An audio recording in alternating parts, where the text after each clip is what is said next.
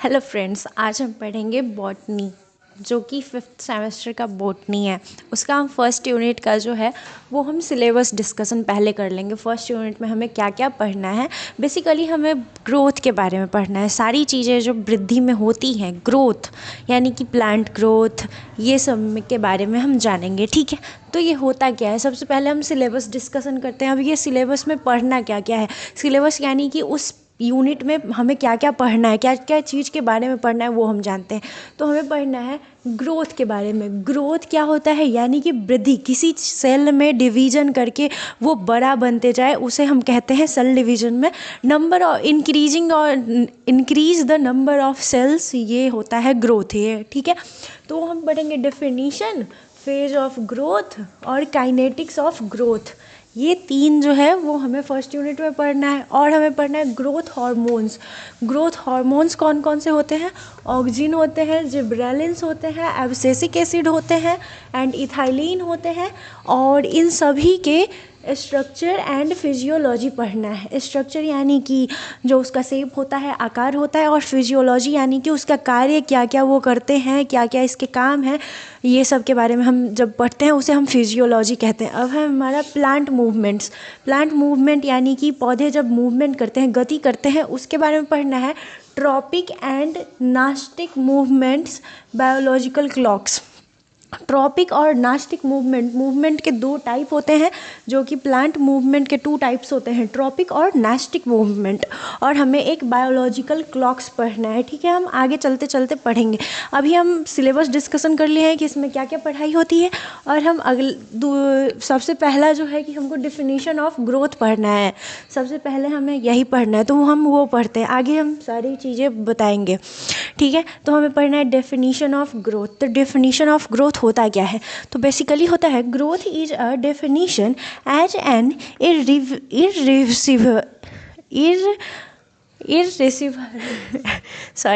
irreversible increase in size, mass or number of cells resulting from cell division and synthesis of cellular components। ये होता क्या है, अब हम देखते हैं।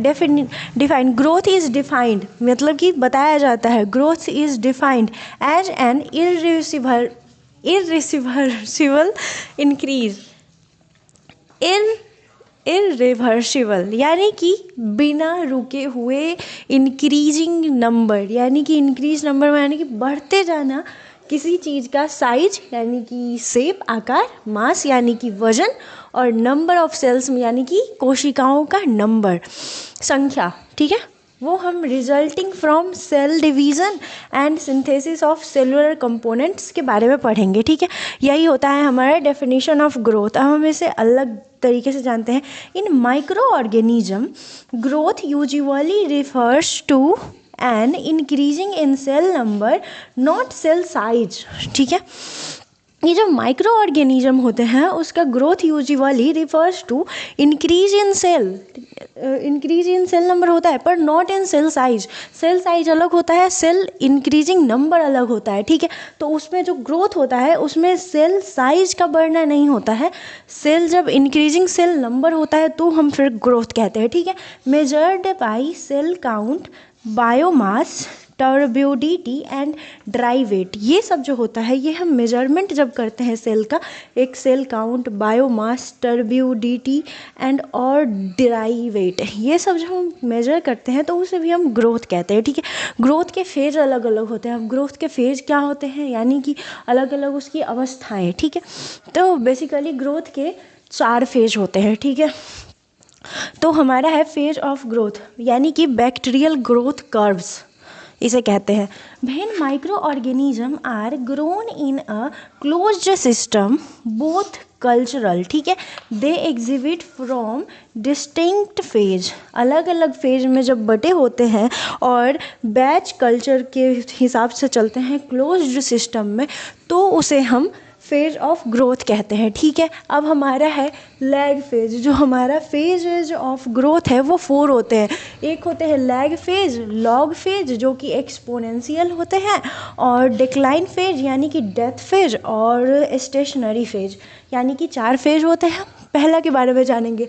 ये जो लैग फेज होता है वो होता है cell adapt to new environment. Cell जब अडेप्ट करता है न्यू इन्वायरमेंट में तब हम उसे लैग फेज कहते हैं। एक्टिव मेटाबॉलिज्म, एंजाइम्स सिंथेसिस, इसमें एक्टिव मेटाबॉलिज्म होता है और एंजाइम सिंथेसिस भी अलग अलग होता है। अब हमारा है no increase in cell number, जब इंक्रीज इन सेल नंबर नहीं होता है तब वहाँ पे हम लैग फेज कहते हैं, ठीक है। ड्यूरेशन डिपेंड्स ऑन, ड्यूरेशन जो होता है, ड्यूरेशन यानी कि किसी चीज़ का काल, काल यानी कि टाइम, ड्यूरेशन किस चीज़ पे डिपेंड करता है वो हम जानते हैं, ठीक है। प्रीवियस ग्रोथ कंडीशन, ठीक है, और नेचर ऑफ मीडियम, ठीक है, nature of medium, increase in condition और temperature and nutrients, temperature and nutrients पे भी डिपेंड करता है। अब है दूसरा लॉग फेज। लैग फेज अलग है, लॉग फेज अलग है। ये होता है एक्सपोनेंशियल फेज, एक्सपोनेंशियल फेज, ठीक है। अब ये होता है cells divides at a constant and maximum rate. जब हम सेल डिवाइड करता है यानी कि डिवाइड यानी कि बढ़ता है कांस्टेंट एंड मैक्सिमम रेट पे, तब हम उसको लॉग फेज कहते हैं, एक्सपोनेंशियल, ठीक है। Population doubles of regular interval, जब population double of interval regularly होते रहता है तो हम लॉग फेज कहते हैं। और cells are most active metabolism, जब वो मोस्ट एक्टिव मेटाबॉलिज्म करता है तो उसे भी हम लॉग फेज कहते हैं। बेस्ट फेज फॉर, जब उसका बेस्ट फेज कौन कौन सा है वो हम जानते हैं। स्टडिंग फिजियोलॉजी और एंटीबायोटिक सेंसिटिव टेस्टिंग, ठीक है। ये सब जो टेस्टिंग एंटीबायोटिक सेंसिटिव टेस्टिंग होता है, AST, इसका टेस्टिंग होता है तो फिर पता चलता है कि लॉग फेज कितना हो रहा है, ठीक है। अब हमारा है डिक्लाइन मतलब डेथ फेज। जब हम डेथ फेज होता है वो अलग होता है ये यानी कि लास्ट ही होता है, पर एक फेज और होता है, ठीक है। तो उसमें होता है number of death cell exceed living cell, living cell से ज़्यादा अगर नंबर ऑफ डेथ सेल होने लगे तो फिर हम उसे डिक्लाइन फेज या फिर डेथ फेज कहते हैं। सेल्स लॉज वायबिलिटी यानी कि उसका विजिबिलिटी यानी कि उसका इंक्रीजिंग नंबर डिक्रीजिंग नंबर ये सब लॉस होने लगता है तो फिर हम उसे डिक्लाइन फेज कहते हैं। और डेथ में भी एक्सपोनेंशियल, डेथ इसका जो होता है और एक्सपोनेंशियली होता है, ठीक है। अब एक होता है स्टेशनरी फेज, तो इसमें समझ लेते हैं rate of cell division is equal to rate of cell rate. जब उसका सेल ऑफ